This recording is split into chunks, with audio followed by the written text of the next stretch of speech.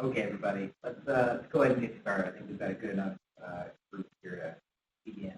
So I want to start off talking a little bit about how this will be different than previous seminars we've done in the past. Obviously, we're remote, it's a webinar.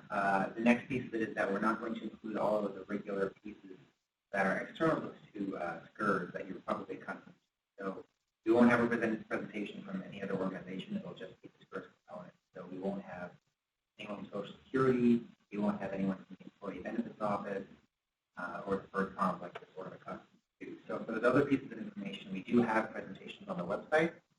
So you do have access to what those slide decks look like.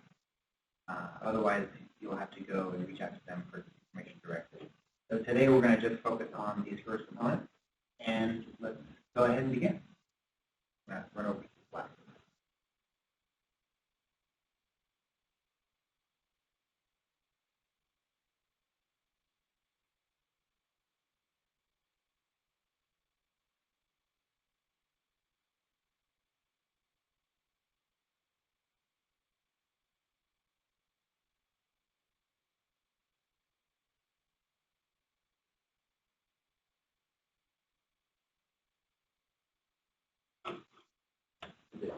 Yep. Okay.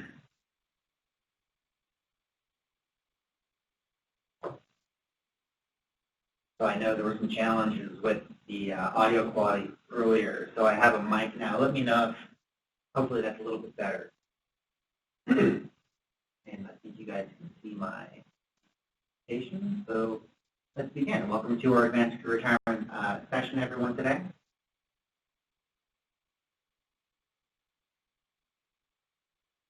As a quick side note, as we start getting going on this, I appreciate everyone's patience while we work our way through our first remote presentation on this. So we're all a bit of a learning curve for some of the technology involved, but we'll get there, and I appreciate the patience. Okay, here we go. So today's goal, and with the audience, talk about you guys for a little bit. The purpose here is that we want to talk to everyone who's within about a 5-year window of retirement, and I want to give you guys some basic information about the plan and what it's doing for you behind the scenes and what it does for you at the end and what kind of choices you get to make along the way. So we're also going to walk through, again, some of the basics of SCERS benefits, what kinds of choices you make. I'm going to talk to you about calculation tools, how do you estimate what your benefits are going to look like well ahead of time. How do you plan for retirement? What kinds of things should you be taking care of in preparation to make everything a little smoother towards the end? And then after retirement, what are some things to consider? What do you need to know going forward? And then, as usual, we're going to end the session with Q&A session. So on that note, throughout the presentation, if you guys have questions, I think either hold on to them or if you do type them into the chat, I have a couple helpers here with me today who are going to keep an eye on those. We're going to hold questions until the end, and we'll try to address those there during the Q&A session. So if you have something pressing, you can add it to the chat, but it'll be responded to towards the end. Okay, so here are the basics. So Sacramento County Employees Retirement System provides a defined benefit to each and every one of its participants. The defined benefit is different in contrast to a deferred comp plan or a defined contribution plan, in that a defined contribution plan, and that's largely we're talking about the county 457 or a more traditional 401k. Those types of plans you contribute money to independent of your employer, and you choose where that money is invested, and hopefully it grows. And then when you retire, you have a pile of money that hopefully you just pull from at your leisure. A defined benefit plan is more, well, as it states, defined. So there's a contribution that's defined, your employer contributes, and when you retire, your benefit isn't based off of the dollar value of your account. Your benefit is based off of some factors based on your career, that indicates what type of a fixed monthly payment you get for life. So it's not possible to draw down the full balance of that account because it's not an account, it's actually a lifetime benefit. So what are the three factors that make up what this benefit is? There's your age factor, first one, and it's basically it's a multiplier, the percentage based off of your age of retirement. So the older you are, the larger this factor becomes. The next is your service credit, and that's the amount of time employed with the county, how long have you been contributing to the plan. And the third is final compensation, which is your highest average annual compensation earnable over the course of several months of time. For most of you, it's a 36-month period. You're you're a tier 1 person, and it's a 12-month period. And in terms of how we calculate the benefit, it is these three factors multiplied by one another. And we'll go through some examples of that a little later on so you can see. Pretty straightforward, and we're going to show that to you. So some basics about the plan and eligibility. You are vested after you've earned 5 years of service credit. And that's when you are vested. That means that at some future point you qualify for a benefit. It may not be immediately because there might be other requirements such as age, but you are at minimum eligible or will be eligible. In terms of eligibility for service credit or service retirement, it's a little bit different. Members prior to 2013, so December of 2012 and 4, you had to have 10 years of service and a minimum age of 50 years old. So I know that most of you are, again, towards the later end of your career, and you're starting to think about retirement, so we're probably beyond the minimum point. But it's good to know what those are just to be safe and cover those bases. So again, 10 years of service, minimum age of 50. For safety individuals, it's a little bit different. The age is a little lower. And there's also some exceptions that I want to talk about, too. So if you're a safety individual, you can see on the slide that if you have 20 years of service, regardless of age, you can turn your benefit on. Now, again, your age is a factor in how large your benefit is, so that's good to keep in mind. Similarly, for miscellaneous tiers, 30 years of service credit, you can retire independent of your age. And again, your age is a factor in the benefit amount, so again, keep that in mind. So this is the slide here to talk to you about the age factor, and I kind of want to simplify how this reads for each of you. Your plan and your tier on the left, your age indicator is underneath the columns minimum and maximum. And so what I wanted to share with you on this slide is that this is one of the pieces you get to choose when you retire. Part of choosing your retirement date is you're picking what your age is at that time. And when you choose your age, you're choosing what this factor is. And so for a miscellaneous, we'll just pick somebody in there. So miscellaneous tier 1, 2, or 3, you can see that the minimum age for retirement is 50, and the age factor at that point is 1.474%. And at age 62, which is the maximum, it's 2.611%. The market increase in the multiplier there. And at every age between these two numbers, 50 and 62, you're moving between the two. So it's a sliding scale on this. And so every quarter of age, your age factor will increase a little bit. So this is a key piece in choosing your retirement date, is what your age is and what kind of effect that will have. And all of the plans and tiers work that way. So we have the minimum age for each of them on the left. Now you may ask what happens if you go beyond that maximum age. You're able to do that and your benefit can still grow, but your age factor will not change anymore. So if you're a miscellaneous tier 3 and you're 64 years old, your age factor is still at maximum 2.611%.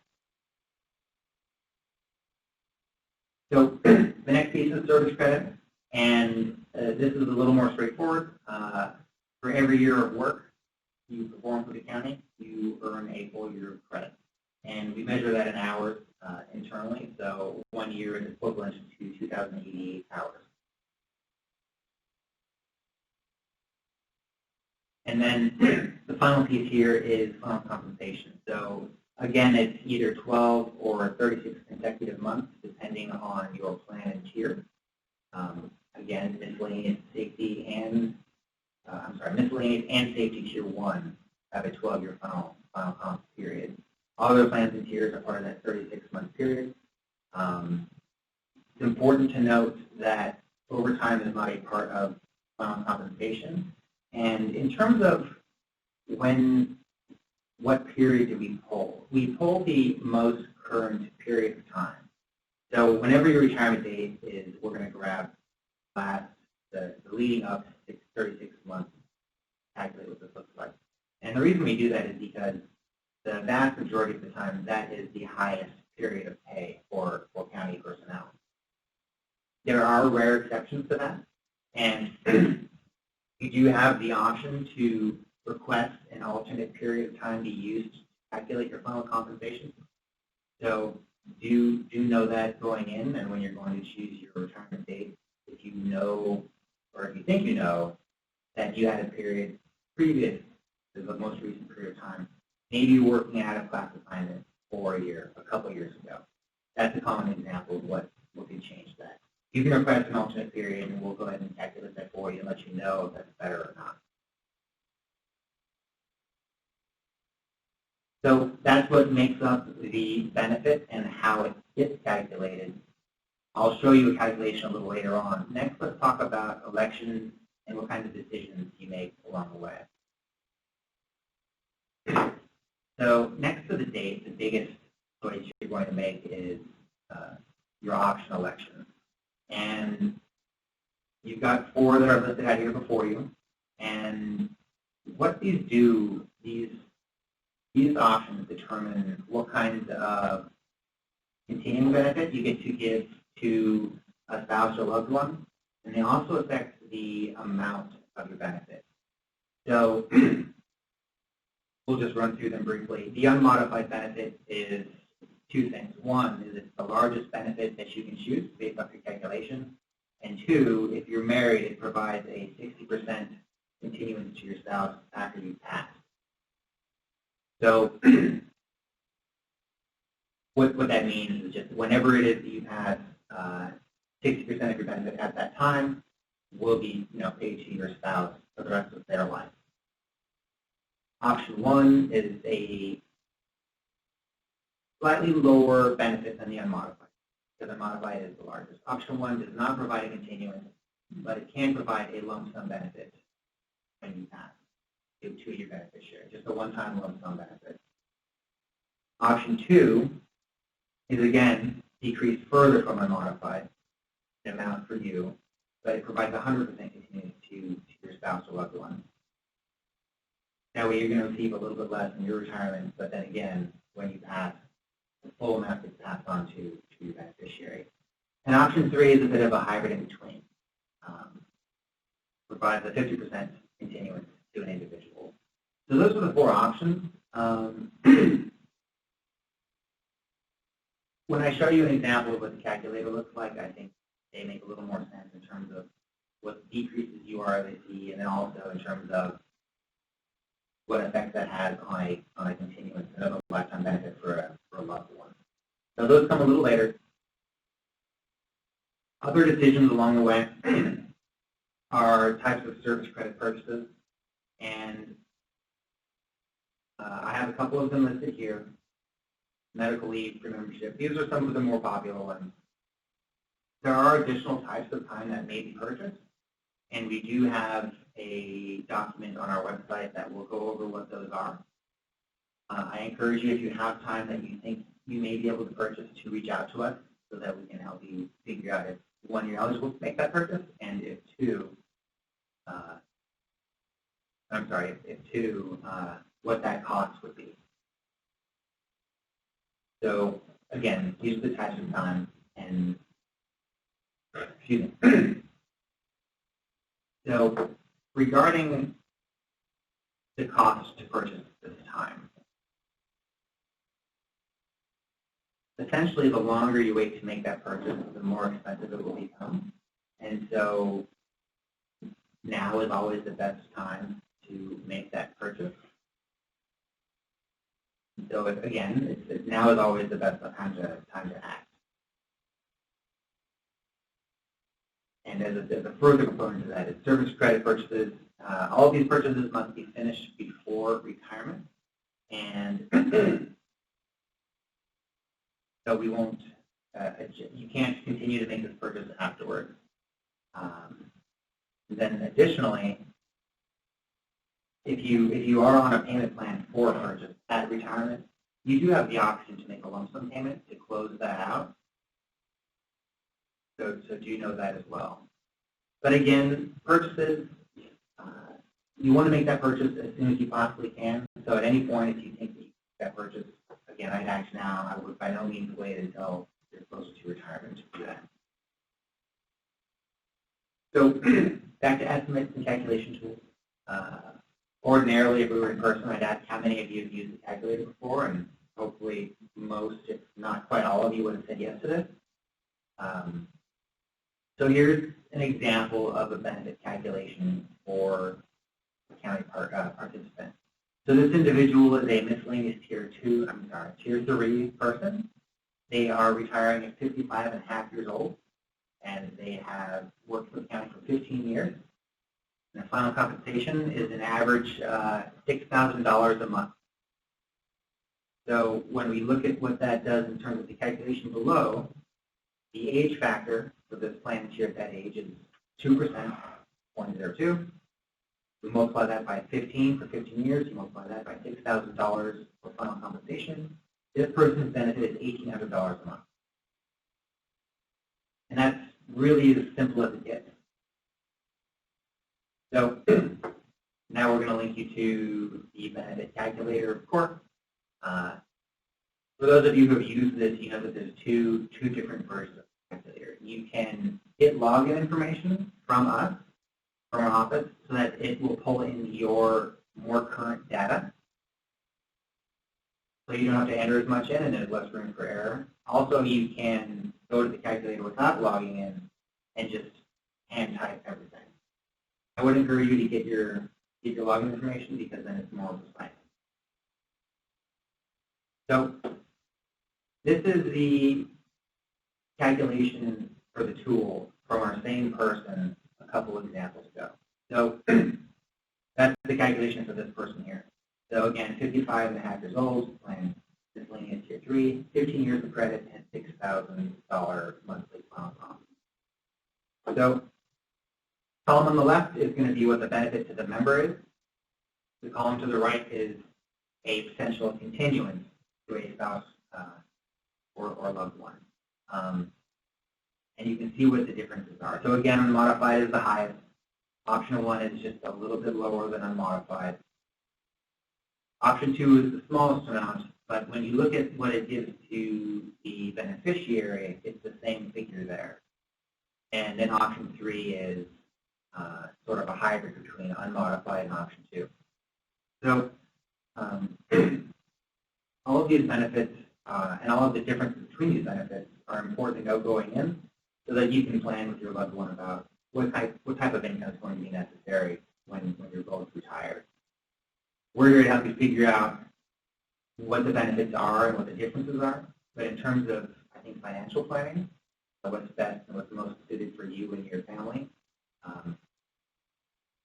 we're here to show you how the plan works so that you can then make the most informed decision possible on that. So, planning for retirement, thinking ahead.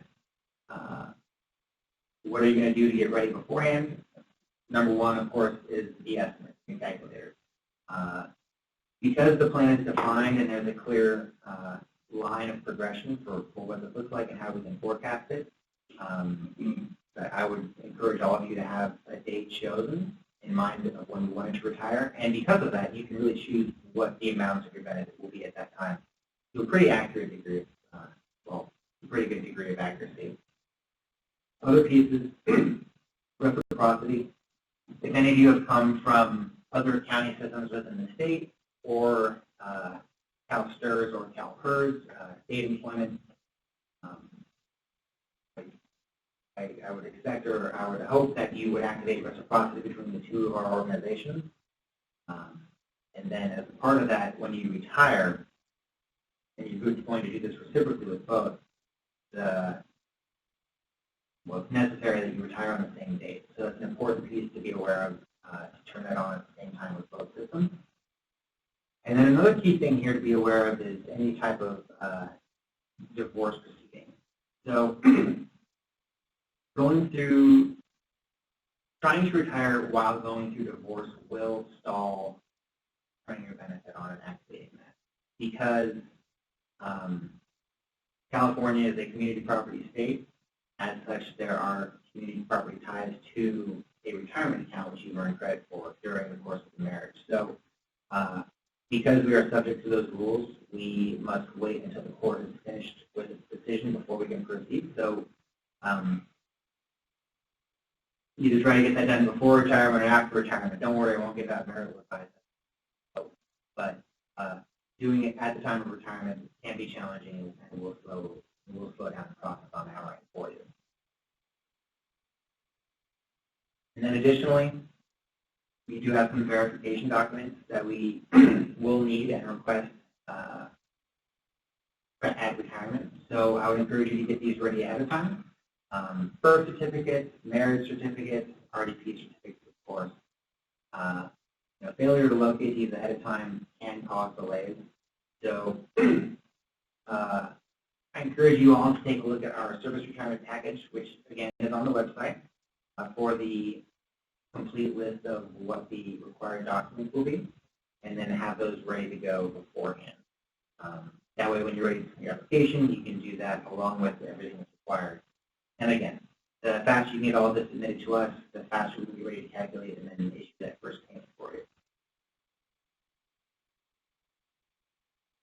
And then we're finally at the time to retire when you submit your application.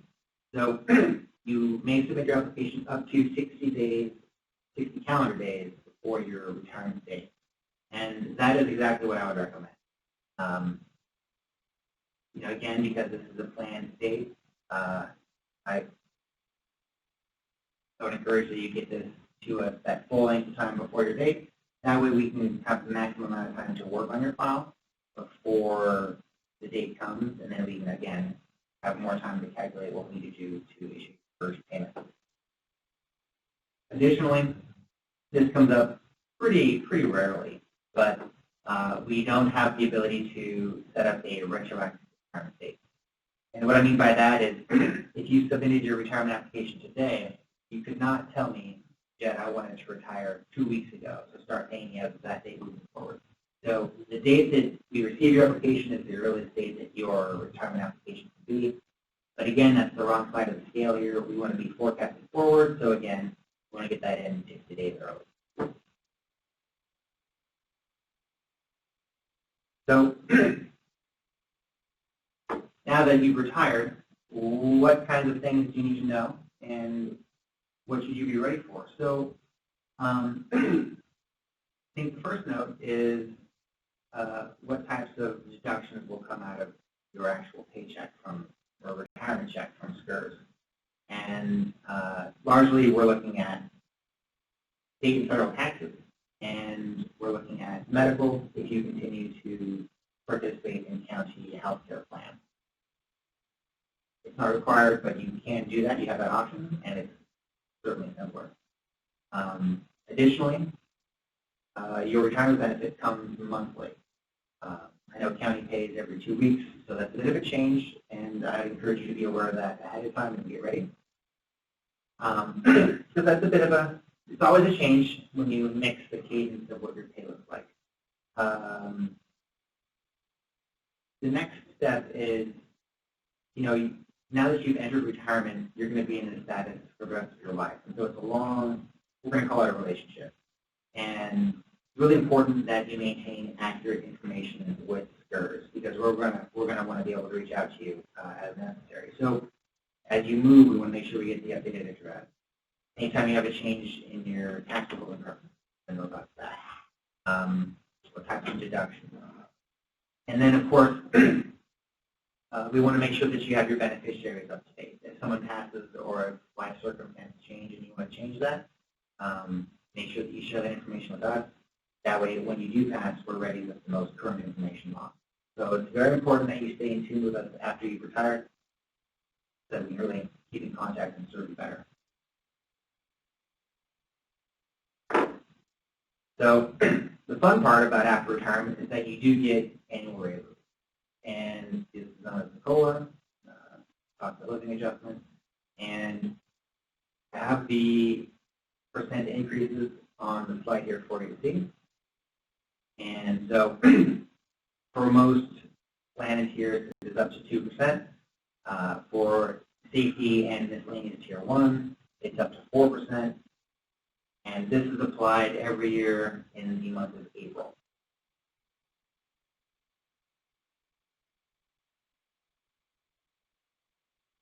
Now, pretty commonly we get asked about working after. So there are some options for how we do this. So first of all, if you retire from the county and then you want to take a separate position outside of public employment, and you want to go work for Costco or Google, that's great. You can do that. There's no interaction with us and your employer, so there's no impact. If you wanted to come back to work for the county in some capacity, there are two pieces to be aware of. The first is that there's a cooling off period. There's 180 days from your retirement date to when you're able to go back to work in any capacity. So do stay aware of this. Quick side note, there are some exclusions for safety on that. And we do have a policy, again, on what this looks like. So for more details on what kind of requirements you have, I would encourage you to see the policy. But in general, it's the cooling off period, 6 months, 180 days. And additionally, once you start working, there's a limit to how many hours a year you can work. So there's a maximum of 960 hours per year. And again, following the paradigm, not affect your retirement benefit. Now, the third option, which is probably the least common, is if you wanted to exit retirement and go back to full-time employment status with the county. Again, this is possible. There's a process to this, so engage with us and check out our policy and then also engage with us to make sure we're going through the steps correctly. But by doing this, what this means is you are turning your retirement benefit off so that you can go back to work as a county employee full-time. And given that you're doing this, you get to participate to your SCERS account again, and then you will choose a date in the future to re-retire. And again, during this time period of working, you'd be adding to your account like you were previously before you retired. So when you retire again, it'd be a larger benefit. So that is the end of the planned presentation. So at this point, we're going to go ahead and try to take some questions. I've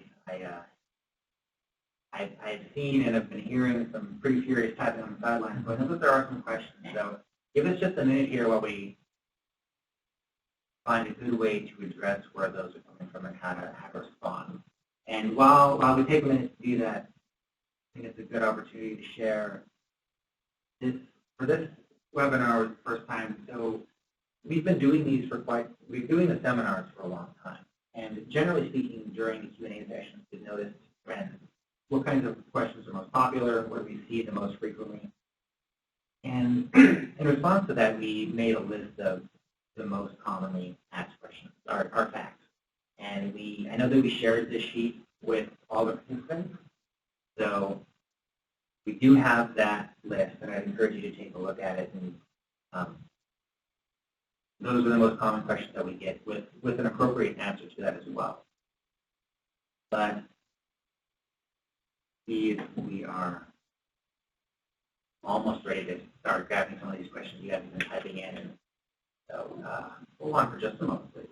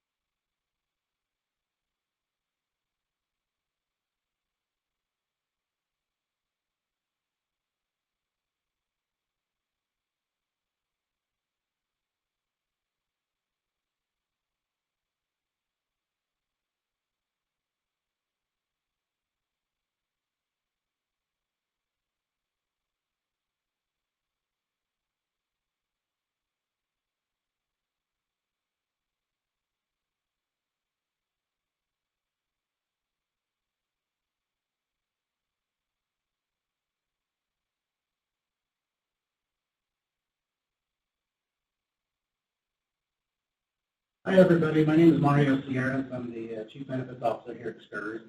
Appreciate your patience, and thank you for joining us today on our first webinar.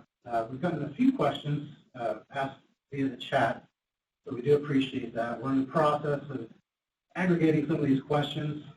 There's quite a few out there regarding service credit purchases. So in a minute, I'll turn this over to my partner here, Jenna Taylor, our retirement services manager. She can answer some of those questions. But in the meanwhile, I saw a question out there regarding whether or not there was a change to how our leave balance would be handled upon retirement.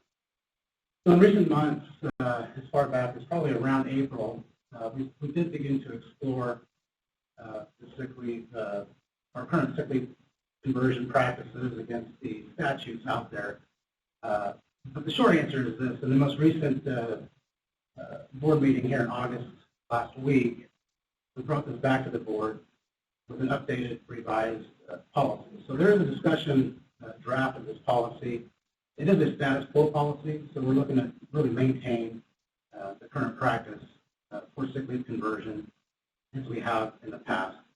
But if you want to take a look at the details of that and what was discussed and presented to the board last week, please take a look at our website. The materials are there under the board meeting agenda items, and you'll get probably a more robust response there. So we are in the process of getting some feedback on that discussion draft, and we expect to present a final policy on the sick leave conversion component at the October board meeting. So pause for just a moment, and I'll bring Jenna up to the mic to answer some of those other questions you've had. Thank you.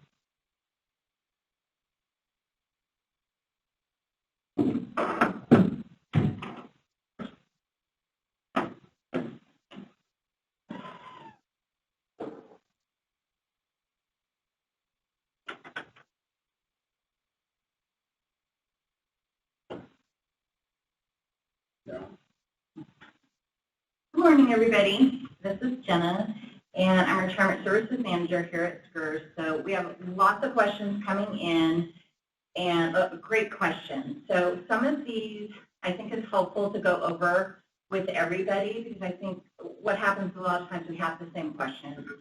Some of them are very particular to a person's situation. So for those, we'll be responding separately, and have members will contact you with that personal information. So some of the main questions that I see coming in are about purchases. Let's see, are you able to purchase service credits that were lost during a divorce settlement back in 2006, or is it worth doing so? So that's a yes and a no question. That I would ask to contact the office. The reason is that if that ex-spouse withdrew the contributions and service that they received in that divorce settlement, that yes, you do have an opportunity to redeposit that time. If they did not, then no, you don't. And if they did withdraw, the SCERS will contact you and let you know that you have a window to purchase. So I hope that helps with that question. Let's see. For some other, I think that was the main purchase question. So, another question is, how do you purchase service? So I would say contact SCERS. We need a written request on what type of service you're looking at purchasing. If you have missing service due to, let's say, a medical leave. Another one, can you purchase contract time? Contract time is not purchasable. You can purchase time that you are a temporary employee for the county. So it's very specific to county temporary time. Let's see here. Yeah, bear with me, guys. Just trying to search through these. So some option questions. So this is a good one. The online retirement calculator only shows the unmodified in option 1. allowances, how do we get the numbers for option 2? So what I would say is that when you pull, the calculator is going to give you the options that are available to you, depending on who your beneficiary is. So if you have a spouse, your options are going to be different than if you have, let's say, your cousin as your beneficiary. If somebody has an insurable interest in your life and it's not your spouse, that's when option 2 would be relevant and pertain to you. So again, that's something, if somebody has an insurable interest, I would say call into our office and talk with a specialist about that.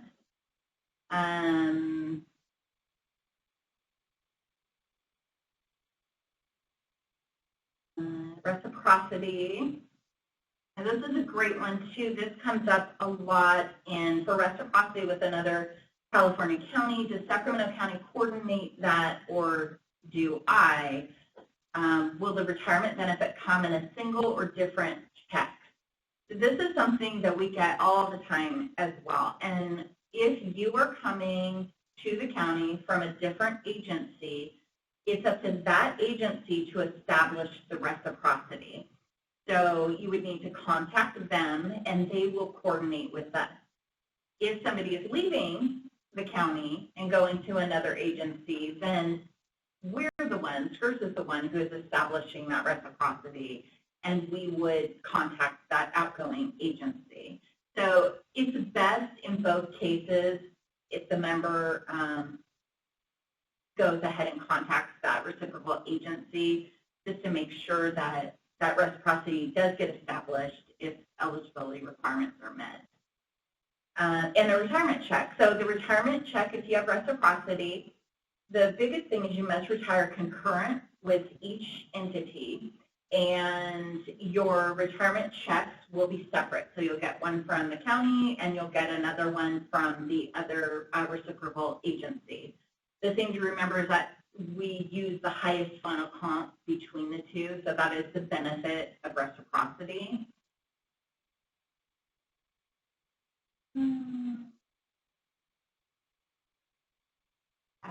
Is the service credit prorated? It's not. So service credit is exactly what you've worked. So if I've worked 11.6543 years, that's what I'm going to get. And so there is no proration or rounding up, I think, is the question.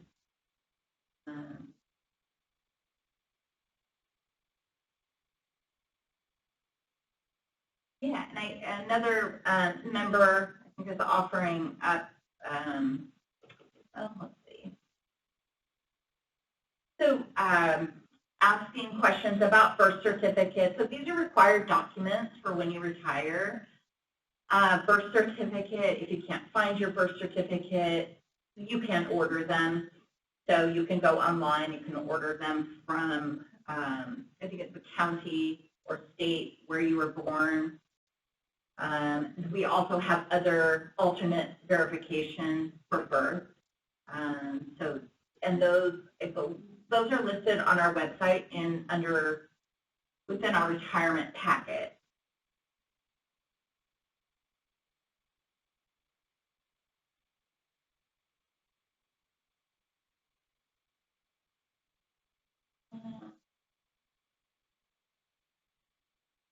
Another, let's see, is someone was asking employer, if as an employee you pay the employer contributions as well. And no, you pay your portion of contributions that come out of each paycheck, and the employer, you don't see it on there, but they also pay a portion of your retirement contributions. So those are separate.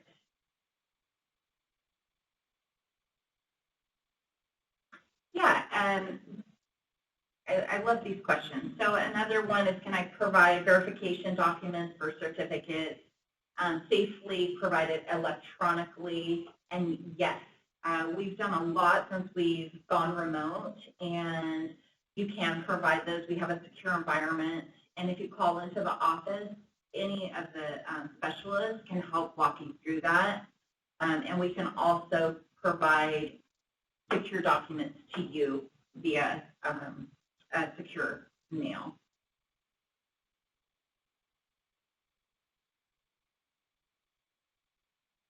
And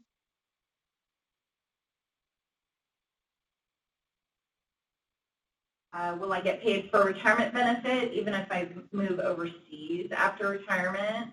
And yes, you will. Lucky you. We have direct deposit, so your checks will be direct deposited at the end of each month.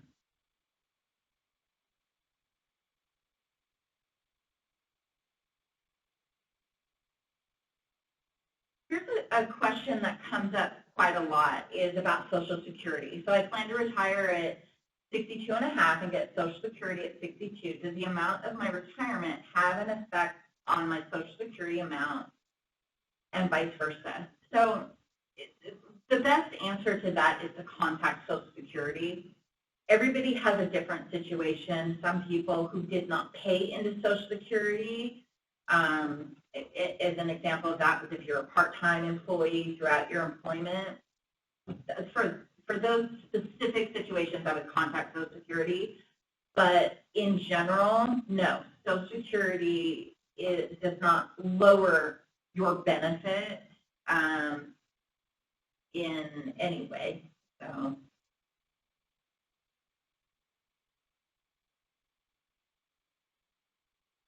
So somebody's asking about leave balances and hours that they have on the books and how those will be handled at the time they retire.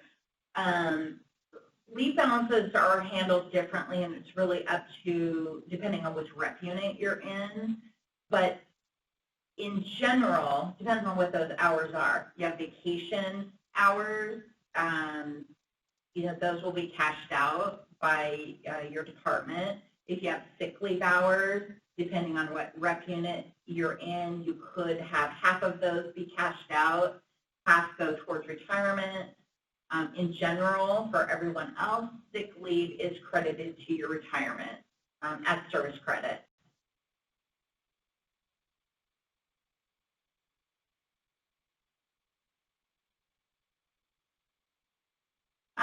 More questions about reciprocity and how the relationship of the retirement age factors between the two systems. So what happens is when you have reciprocity, you're actually getting the full benefit from that reciprocal system. And when I say that, I mean you're getting their age factors, their benefit.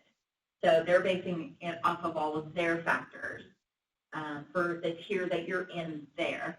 Then you're also getting the benefit from SCERS, which is based on the factors that are available to you for the tier that you're in here.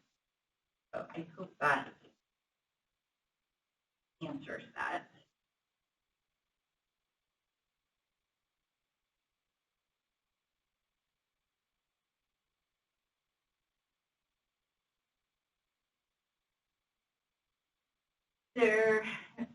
Another option, and somebody is asking about, is that Social Security, integrating that in with your retirement, although it lowers your SSI amount, you will reach, when you reach the age either 62 or 65. Here's what I'm thinking this question is about our temporary annuity option. And so if somebody chooses the TA option, you're taking an advance based on what Social Security will pay you at age 62 or 65, but your benefit then will be reduced. Your retirement benefit will be reduced once you hit those ages. And that's whatever you choose when you retire, either age 62 or 65. So we can give more specific information about that option if you, again, call into our office.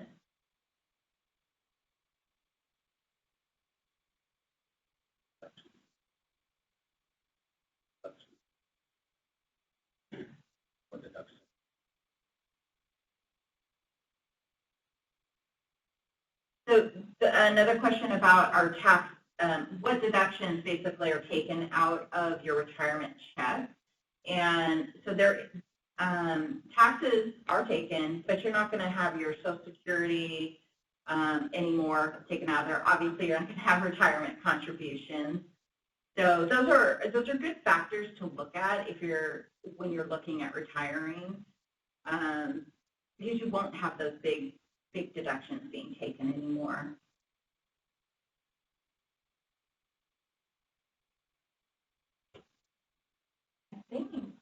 I think that's good. We've gone through quite a few questions. Kind of, I'll run the gamut of different questions, and I think it's answered a lot. I hope so. If you guys have any more questions, though, please feel free to continue to send them in, and we will respond to them. If I didn't, or Maria didn't respond to any of your individual questions, we will be responding, or I would also encourage you to call into the office. So thank you. We'll turn it back over to Jet for closing remarks.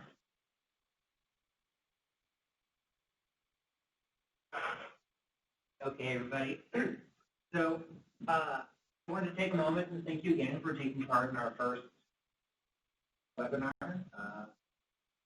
Hopefully it went off from your standpoint pretty well with that itch. We are going to follow up with a survey request. So, we are looking for feedback. We're always looking for feedback on how to do a little bit better. But the first webinar, I think it's a little more intense. I was looking for feedback on that. So please let us know what you thought, what you liked, what you didn't, what we could do a little bit better. So follow up with us on that. But otherwise, just in terms of closing remarks, thanks for participating. We appreciate it. So, I think that's good. Have a good day.